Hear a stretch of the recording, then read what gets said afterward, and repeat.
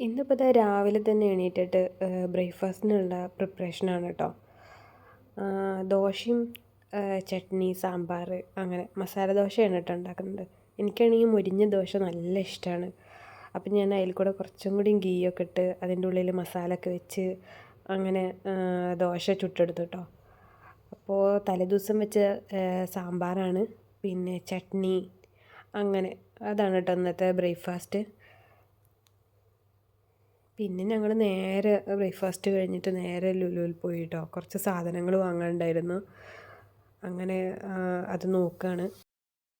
അങ്ങനെ കാര്യമായിട്ടുള്ള പർച്ചേസിംഗ് ഒന്നുമല്ല, മോൾക്ക് സ്കൂൾക്ക് വേണ്ടി 2-3 സാധനങ്ങളൊക്കെയാണ് എടുക്കുന്നത്. പിന്നെ നേരെ കേക്കിൻ്റെ സെക്ഷനിൽ പോയി കേട്ടോ. കേക്ക് കണ്ടപ്പോൾ എനിക്ക് ഭയങ്കര ഇഷ്ടമാണ്. ഞാനൊരു പിസ്താഷ്യൂ മിൽക്ക് കേക്ക് എടുത്തു കേട്ടോ.